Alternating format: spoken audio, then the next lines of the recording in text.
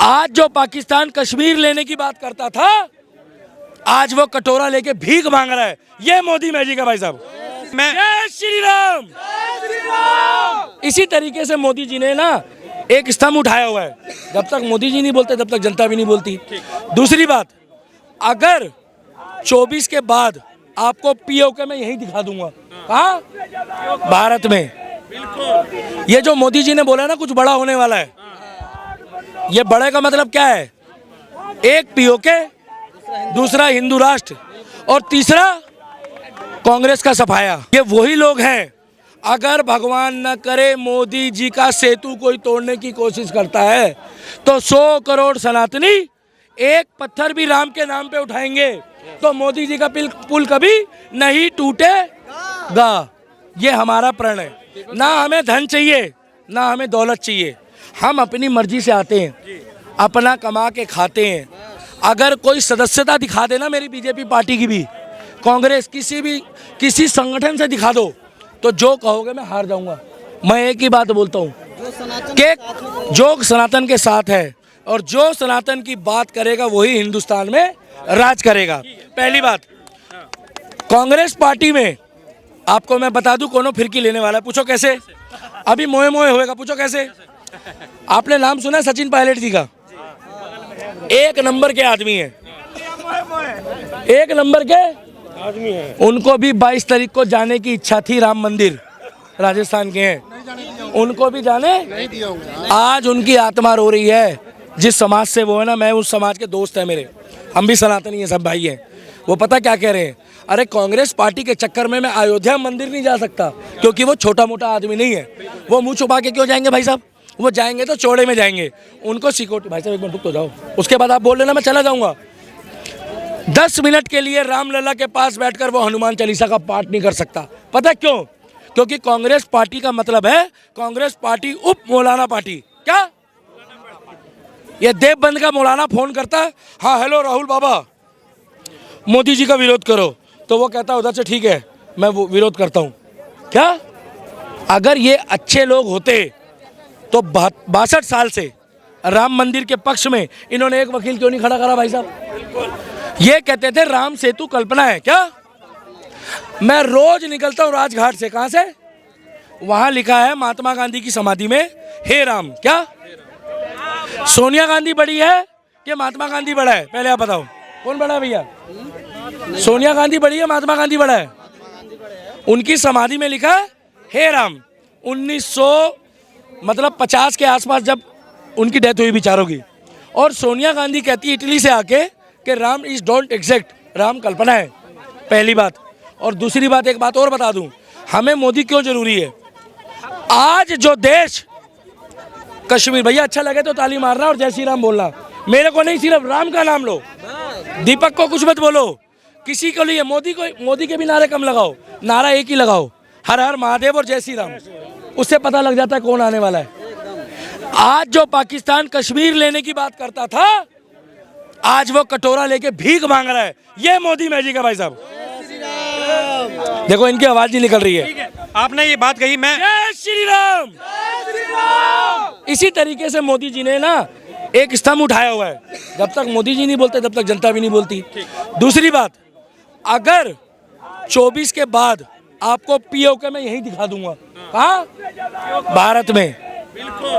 ये जो मोदी जी ने बोला ना कुछ बड़ा होने वाला है, ये बड़े का मतलब क्या है? एक पीओके, दूसरा हिंदू राष्ट्र और तीसरा कांग्रेस का सफाया। कांग्रेस का हो जाएगा, कांग्रेस का हो जाएगा मोए मोए। और कांग्रेस पार्टी में कुछ लोग रहेंगे। पूछो कौन? कौन? गांधी परिवार।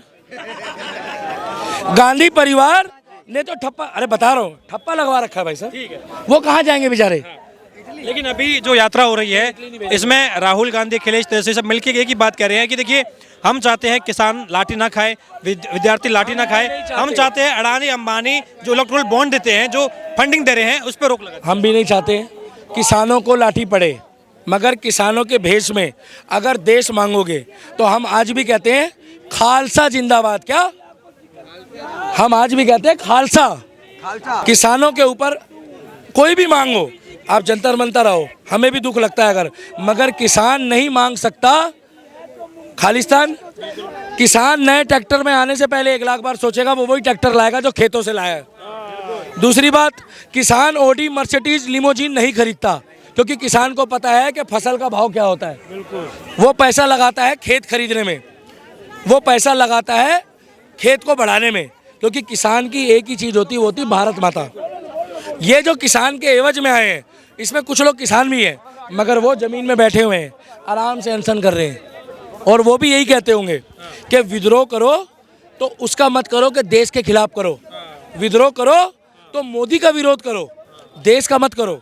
और ये लोग क्या कह रहे हैं कि हम लोग इंदिरा गांधी वाला हाल करेंगे, ये लोग कह रहे हैं क्या? इंदिरा गांधी वाला हाल। इन लोग डेमोक्रेसी के चक्कर में 3 दिन में एक लौंडे को हीरो बना दिया। क्या? एक यूट्यूब में एक लौंडा है, उसको हीरो बना दिया, बनाया ना, क्योंकि उन लोगों ने उसको हिटलर दिखा रहे हैं। पहले सुनते जाना भाई साहब, नाम क्यों लें हम किसी का? आप लोग अपनी वीडियो में, हम नहीं लेंगे नाम। उस बंदे को तुमने हीरो बना दिया, तुमने उस बंदे को हीरो बना दिया। मुझे मगर एक बात बता दो, अगर ये तानाशाह होता तो क्या वहाँ किसानों को बैठने देता अब तक? और मैं तो कह रहा हूँ कि मोदी जी 15 दिन के लिए तानाशाह बन जाओ। क्या 15 दिन के लिए बन जाओ, 16वें दिन पता लग जाएगा कि हिटलर शासन होता क्या है। और अभी तो इनको मोदी बर्दाश्त नहीं है। मैं बार बार कह रहा हूँ, ये मेरी वीडियो देखेंगे 100 बार, बार बार कह रहा हूँ कि 5 रुपए का चाय वाला इनको पड़ता नहीं खा रहा, जो चाय बेचता था, चौकीदार है देश का। अगर 50 लाख का बुलडोजर वाला आ गया तो ये मुंह दिखाते फिरेंगे अपना। अधिकार छीन रहे हैं, अगर किसान प्रोटेस्ट कर रहे हैं उनका अधिकार क्यों छीना जा रहा है? अगर यूपी में कोई विद्यार्थी पेपर लीक की बात कर रहे हैं, उनका अधिकार क्यों छीन रहे हैं? पर लाठी क्यों चला रहे हैं? बातचीत नहीं। मतलब सुनो, उत्तर प्रदेश में कानून है, इसीलिए 2 लोग गिरफ्तार भी हो गए। क्या? अगर अखिलेश मायावती का राज होता ना तो वो लौंडे भी गिरफ्तार नहीं होते। 2 दिन पहले 2000 के पता नहीं 3000 करोड़ रुपए के ड्रग्स पकड़ा गया है।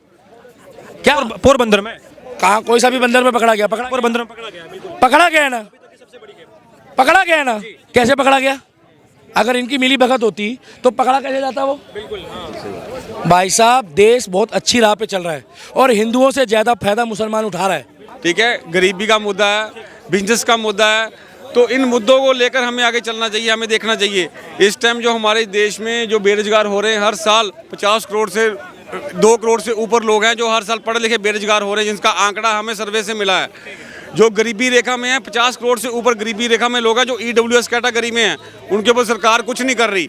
तो ये चीज़ें हमें देखनी पड़ेंगी। हमें वो नेता चाहिए जो 140 करोड़ लोगों का सोचे।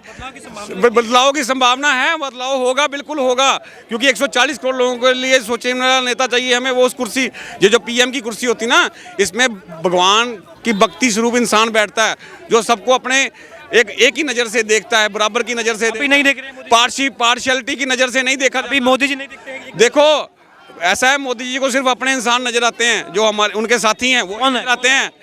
वो सब उनके साथी जो हैं, उनको वही बिजनेस, अंबानी हो गया, अडानी हो गया, चाय अंबानी, खंड अंबानी, खेती भी अंबानी, जियो का बिजनेस भी अंबानी, सब कुछ वही कर रहे हैं। वही 2-4 बंदे हैं जो हालत वाले, वही नजर आते हैं। देश में और कोई नजर नहीं आता। PM की कुर्सी बहुत ही बड़ी। आनंद महिंद्रा कौन थे? मुकेश अंबानी कौन थे?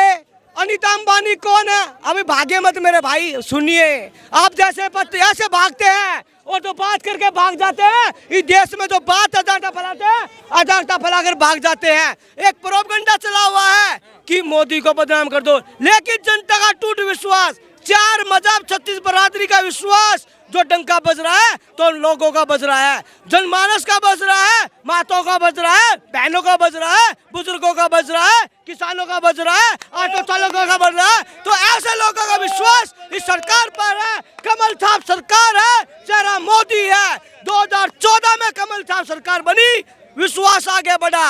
2019 में कमल छाप सरकार दोबारा बनी। अब की बार तीसरी बार लोगों ने ठाना है, माताओं ने ठाना है, बहनों ने ठाना है, युवाओं ने ठाना है, किसानों ने ठाना है, जवानों ने ठाना है। अब की बार प्रचंड बहुमत की कमल सरकार। कमल सरकार आप कह रहे हैं, क्या लग रहा है आपको? ये कह रहे मोदी की गारंटी पार्टी की गारंटी से बड़ी है, भाजपा की गारंटी से बड़ी मोदी की गारंटी है। राहुल गांधी कह रहे मोदी की गारंटी मतलब अडानी अंबानी की जेब भरना। अरे भाई, अडानी अंबानी को बनाया किसने था?